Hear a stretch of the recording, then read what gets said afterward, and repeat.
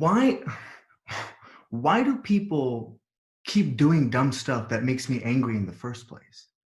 Like, if I'm just thinking, right, if people weren't messing up all the time, I wouldn't have to forgive them.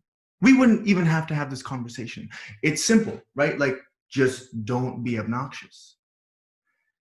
And then, of course, that one person on the road decides to cut you off, right, in his car. And of course, then you just want to curse, right? You want to give them the middle finger, or you want to say something. Or that delivery guy is an hour late, so you let him hear it. Or that friend, or supposedly that friend who's supposed to be kind to you, is rude, right? He hurts your feelings. So what do? You snap right back. What happens after someone like this has wronged you? Messes up your mood, right? And how long do you stay in that bad mood?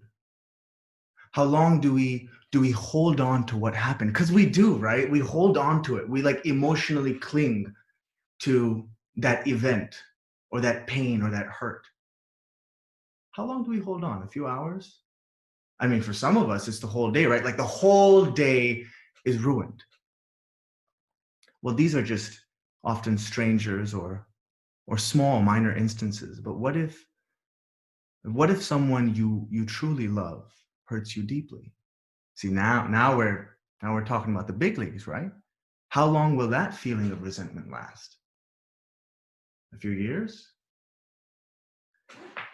Why can't we forgive people?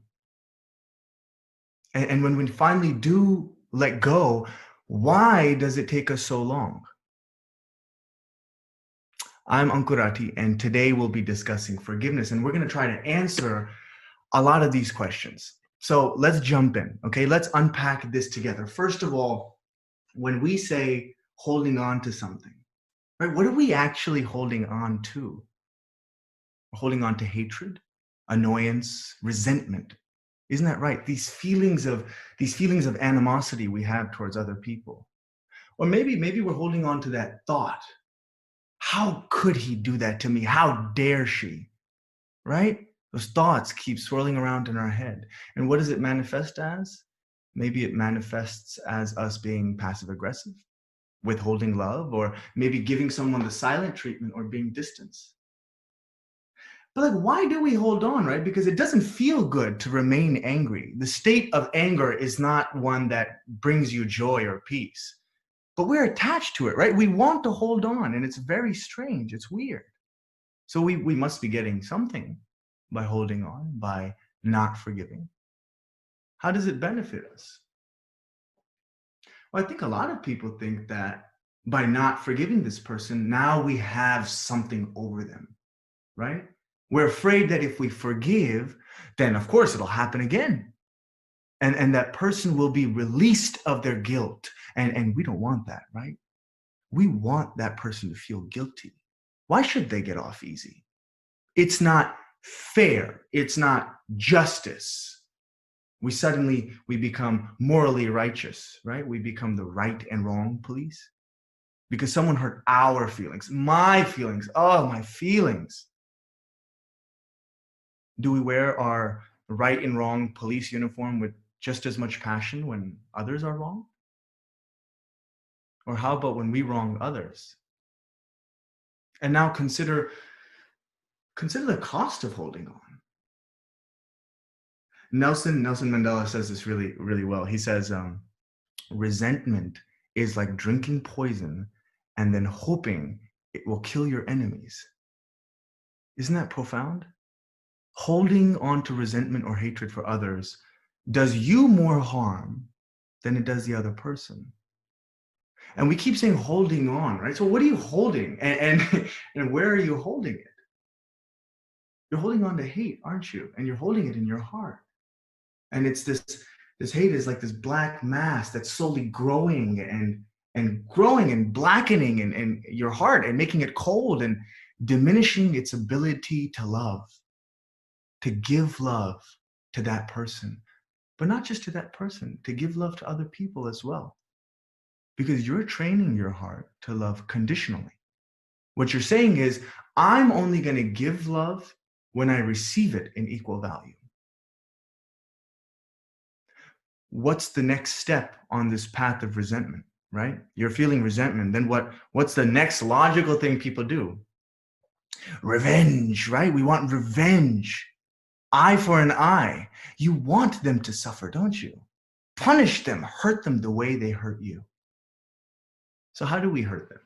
We hold back our forgiveness, right? That's one way of doing it. Another way of doing it is we send them hate, and we do it in different ways, right? We might share and give some hateful words, or you might be like on a texting frenzy. You might send some really mean messages, or speak rudely, or be cruel. And the whole time we're thinking, well, I'm justified, right? Because they hurt me. I'm justified to speak to them that way. They deserve it. If you focus on your hurt and how terrible that person is who's caused it, then that's the beginning of your error. Because you see, when you send out hateful thoughts, that person receives them, and he hates you back twice as much, because we are like magnets, and we're pushing and pulling each other all the time, right? Our energies matter. They have an effect on other people. And you've all felt it, right? Like imagine someone walks into a room, and sometimes they walk into a room and that person just sucks the life out of the room. And other times the person walks into the room and their charisma, their aura, their joy just lights up the room, right? Energy, magnetism. We have a magnet. So the question really becomes, what frequency do you want to resonate at? Because if your magnet is resonating at the hate frequency, well, guess what? Hate attracts hate, just like love attracts love. So ironically, if you're a hateful magnet, you will draw your enemies and their hate closer to you. You hate them, you're going to further draw more hate towards yourself. That's just it. That's just the law. It's easier to return a slap for a slap, isn't it? But what are the after effects of such a reaction? It's your peace that goes for a complete toss, isn't it? And it's replaced by rage. And now by hitting back, you've roused your aggressor's emotions even more. So the conflict is likely to escalate. But what happens when you don't retaliate and stoop to their level? You might find your enemy calm down. You might force your enemy to confront their own actions instead of focusing on your vengeance. Of course, initially it feels like, slapping them back would feel good, right? And that tight slap across their face might give you a false sense of justice or victory. It doesn't have to be a slap, right? It could just be words. You might hurt them with some very cutting words. But once you do that, what feelings actually follow? And next time you find yourself snapping back at someone, really pay attention to what you're feeling afterwards. And see, is it worth the momentary satisfaction of revenge? Now, if it's not resentment and it's not revenge, so what is the best way to handle it? Well, I'd like to read you this tiny little passage from Sri Dayamata from her book, Finding the Joy Within You. She writes, "Forgiveness, with its soothing vibration of divine love, neutralizes the erosive agitation of anger, guilt, and hatred. If instead of condemning our offender, we grant pardon freely and wipe the slate of our consciousness clean, the result is that we earn for ourselves a blessed peace of mind." In other words, protect your peace. Protect your peace. And I do this all the time when I'm shooting as an actor. See, on a set, there's 1,000 different things happening. There's hundreds of people. And sometimes things go wrong because, well, people aren't doing their job right, or someone is being unprofessional. The stylist who was supposed to get my measurements got them wrong, so the clothes don't fit. Or the AD who was supposed to create the day's schedule called me many, many hours before my shot was required. And so now I'm just sitting around waiting all day. Or the other actor I'm doing a scene with keeps forgetting his or her line. So now we have to keep doing retake after retake, and I'm getting emotionally exhausted. Now, if in those moments I get angry, my peace goes for a toss. And guess whose performance that negatively affects? It's my performance, right? My peace goes for a toss, my performance goes for a toss. And at the end of the day, I'm the one who has to be on camera, right? Not anyone else. It hurts me more in the end. So what I do is I address the issues and I make sure that the people take me seriously, but I try to let it go as soon as it happens. I protect my peace. Now, it sounds easy enough, right? Protect your peace. So what's actually holding us back from letting go? What makes us so stuck in this emotional state of mind, right? No one enjoys being in a bad mood, like we just talked about. But we become determined to stay in it. We almost, like I said, we cling to it. Leaving that emotion will somehow threaten our existence, we think. Well, it doesn't exactly threaten our existence, but it does threaten something, right? And what is that something? It's your ego. Moodiness and the inability to let things go are rooted in ego, or that me consciousness. So what is me consciousness? How could someone do that to me? How come they don't care about me? Are they so selfish they can't see me? If I forgive him, who will give me justice? How do I know it won't happen again to me? Me, right? That's me consciousness. And there's a reason your ego clings to the pain others have caused you. This is important, okay? Really listen. There's a reason why the ego makes your pain a part of your identity, and it often succeeds. Because ego survival is dependent on separateness and divisiveness. It thrives on making you believe that you are separate from everyone else. And the more you believe that, the more you believe that you're not like anyone else, the greater the ego grows. And we've seen this firsthand, right?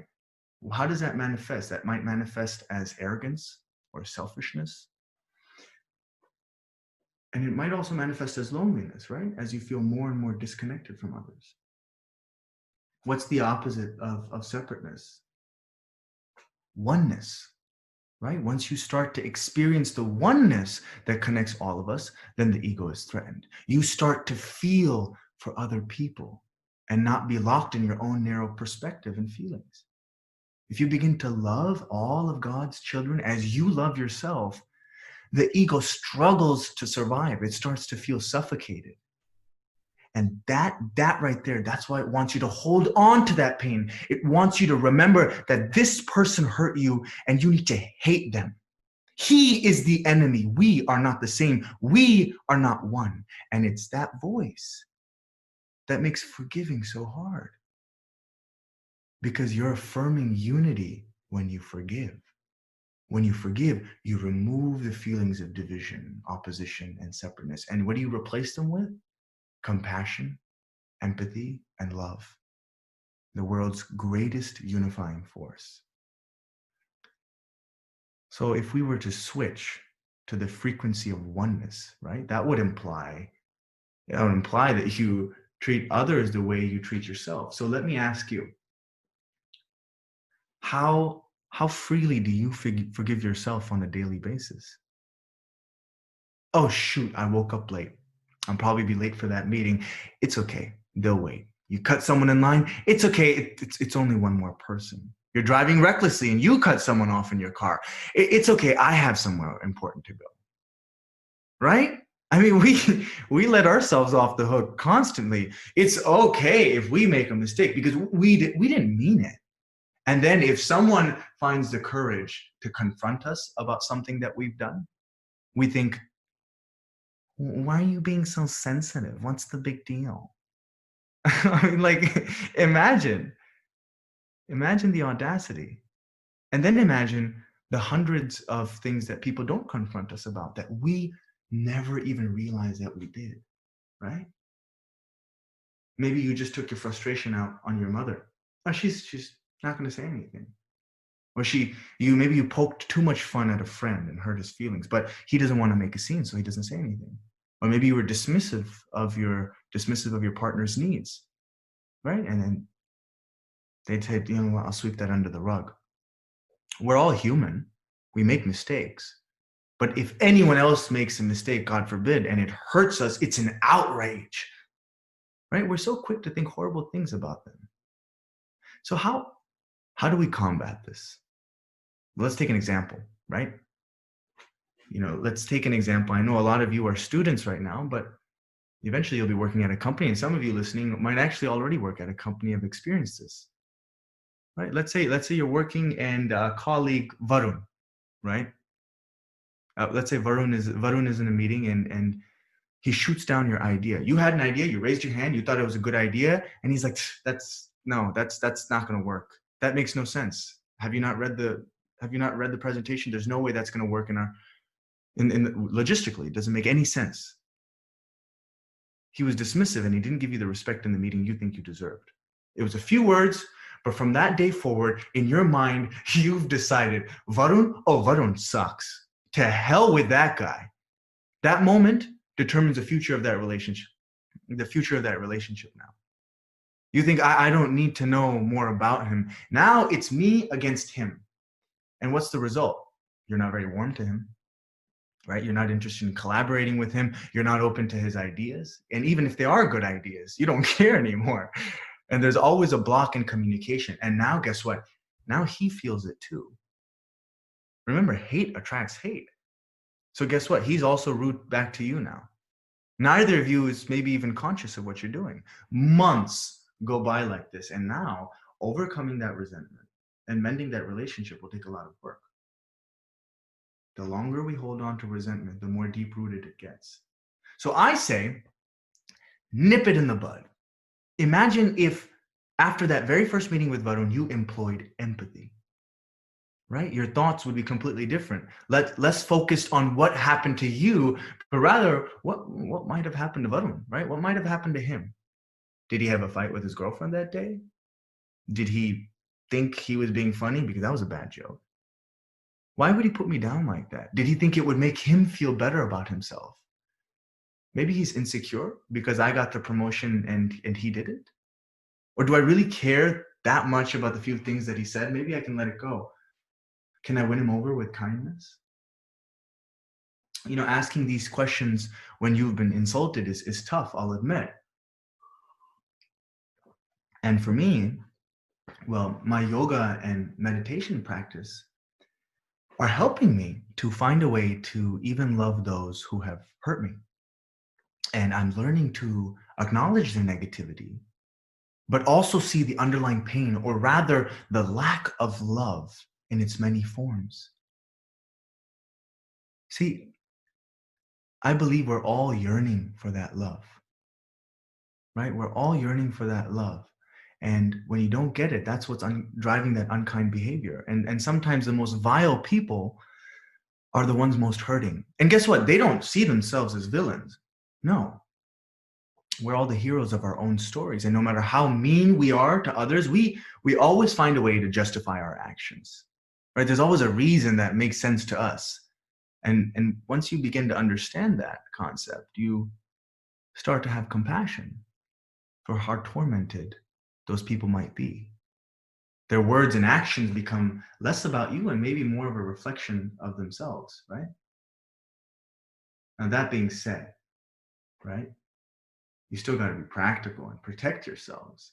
Right? You might be thinking, well, if we keep giving love to someone who hurts us and they continue to bully us, then what? Well, first, we must clarify that giving someone love doesn't have to take the form of actions or words always, right? Sending love isn't the same as enabling their bad behavior. Love is an energy, it's an intention, it's a wonderful feeling that can be garnered from a distance, but still equally as powerful.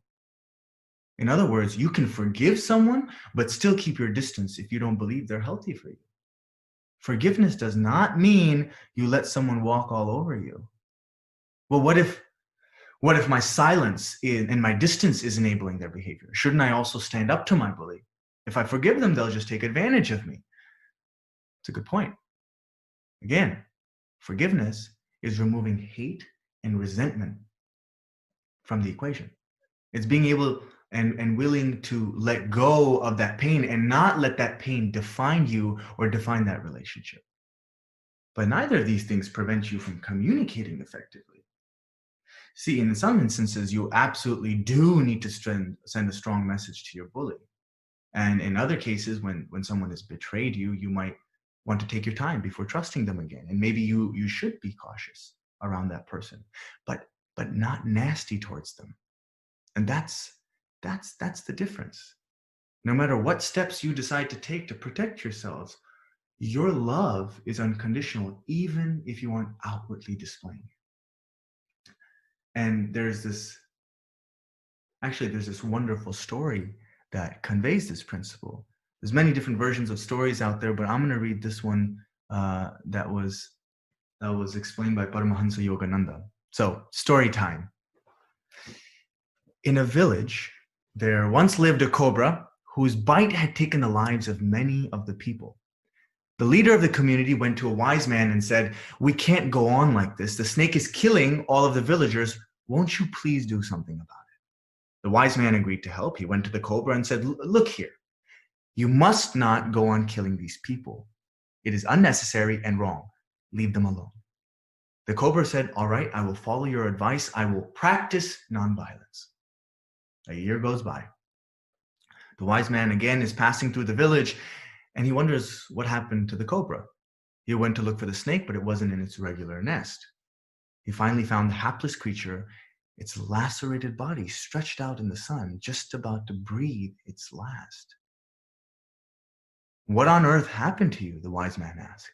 The cobra answered, "This, Mr. Wise Man, is the result of following your teachings of nonviolence. Look what the villagers have done to me.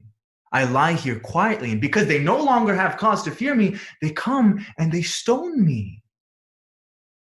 The wise man said, "You didn't understand. I told you not to bite, but I didn't tell you not to hiss. When necessary, when principle is involved, we shouldn't hesitate to hiss. One should not become a doormat, stand for truth, but never bite." I love that story. Because, look, if you need to assert yourself, do it, but do it from a place of peace and calmness. Don't let hate, anger, and revenge fuel you. Inside, maintain that detachment and unconditional love. In fact, mothers are a great example of this, aren't they? I know my mother is. And if you can remember as a child, maybe your mother disciplined you physically or verbally, maybe, right?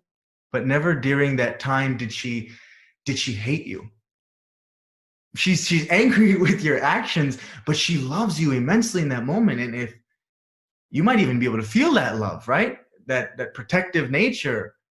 And she's not going to hold on to anything, is she? Because you are her own. Isn't that profound? That's that level of love. You are her own. Can we make other people our own? Now, if hissing doesn't come naturally to you, here's something else I do. It's a different form of hissing.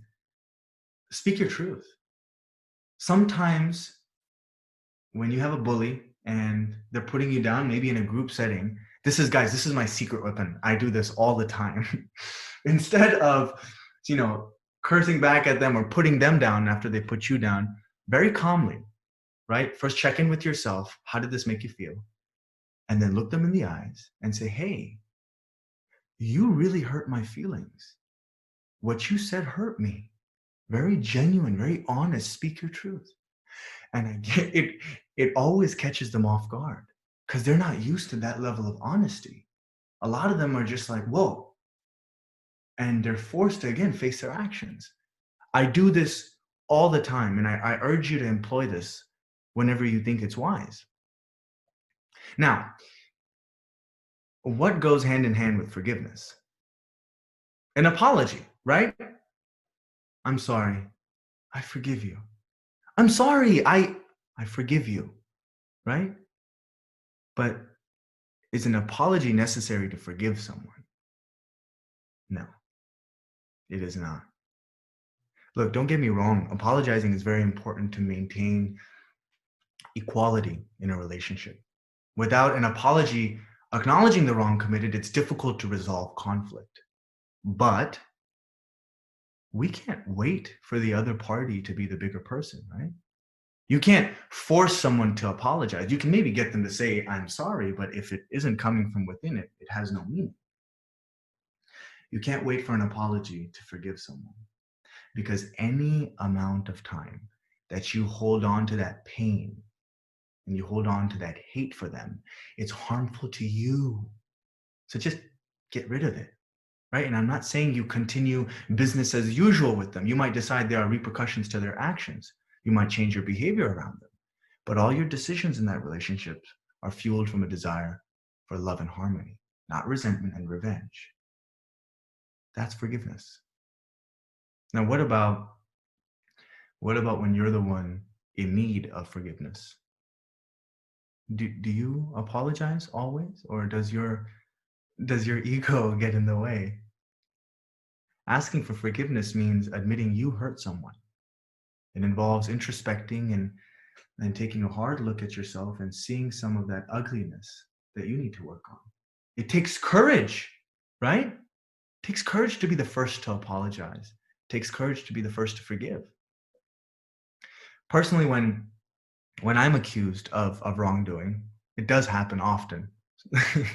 There's always a split second where I want to point the finger right back at my accuser. Well, what about you? You did this. That's why I did that. And when the moments when I can catch my ego-rooted thought early, and I don't always, but when I do, I change the question. I instead ask myself, Ankur, is there something that this person is saying that has some truth to it? Did you behave rightly, or did you hurt someone's feelings? And even if I find that I'm 10% at fault, I try to apologize for that 10%. And in that moment, it's not my concern who's responsible for the other 90%. The only way I grow is by keeping that finger pointed at myself, not at others. Now, I'm not saying be self-deprecating, right? I'm not saying be self-deprecating. I'm not saying keep putting yourself down. What I mean is look inward, not outward for your solutions. Some of you might already be hard on yourself, and you know who you are. And perhaps you put yourself down too much. And if that's you, remember, the same forgiveness and love I want you to give to others, give to yourself as well. Don't beat yourself up unnecessarily. You're doing your best, so just keep at it. Now, why is any of this important? Why is forgiveness important? Why are we discussing this? What's at stake?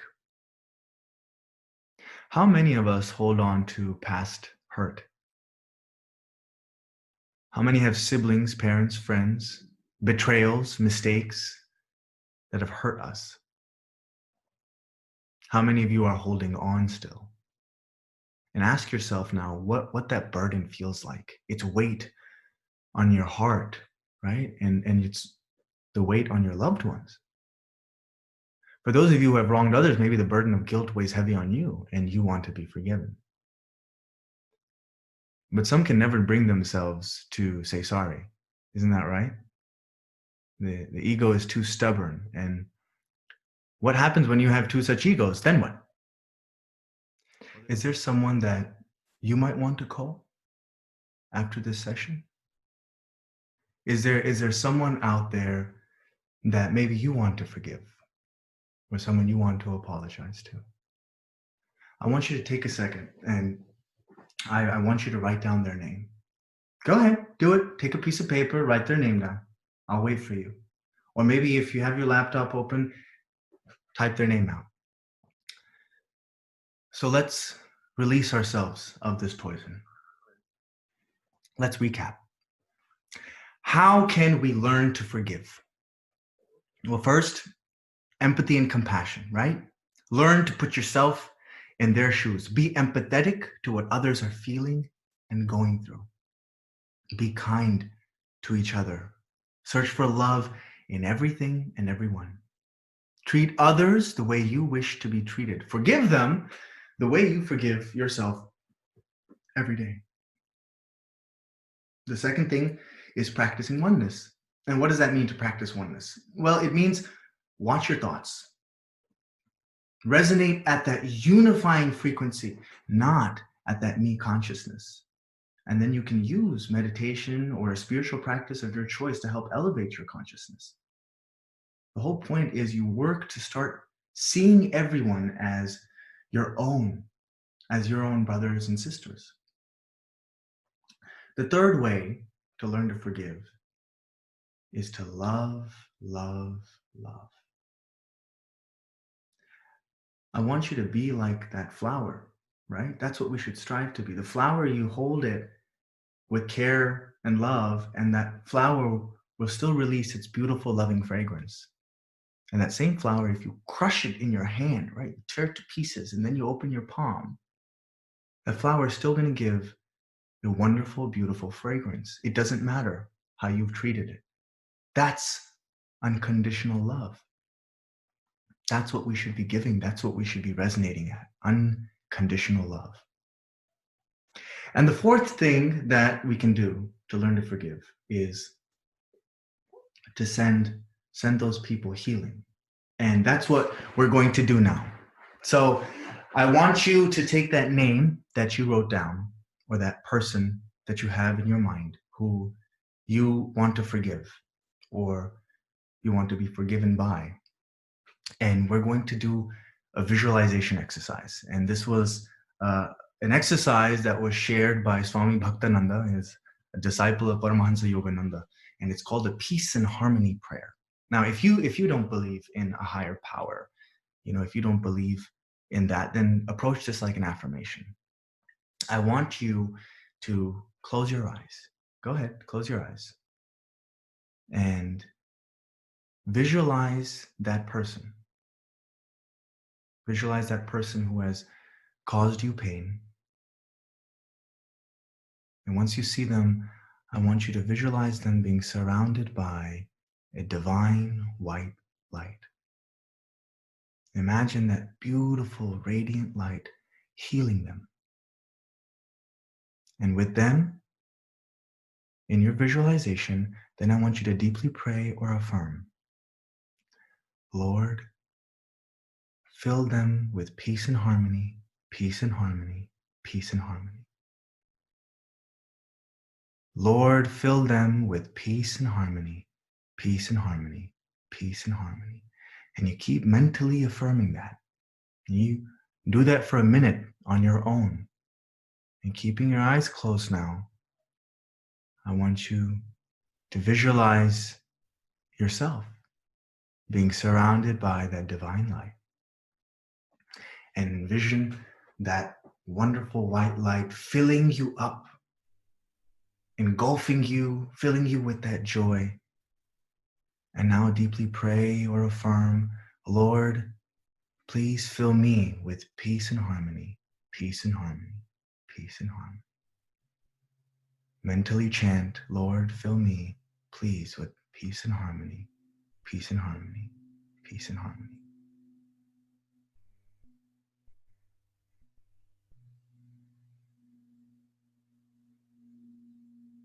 Feel that love.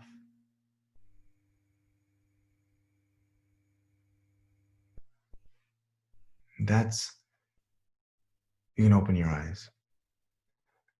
You do that, a minute for the other person, 15 seconds to a minute for yourself. And do that a few times a day, and you might see a change. If after this session, you feel like you have the courage to give this person a call, or you feel like you have the courage to forgive them, please call them. And if not, I want you to continue this exercise. I love you all. I love you all very much. Thank you for listening, and I hope this was helpful. Appreciate it.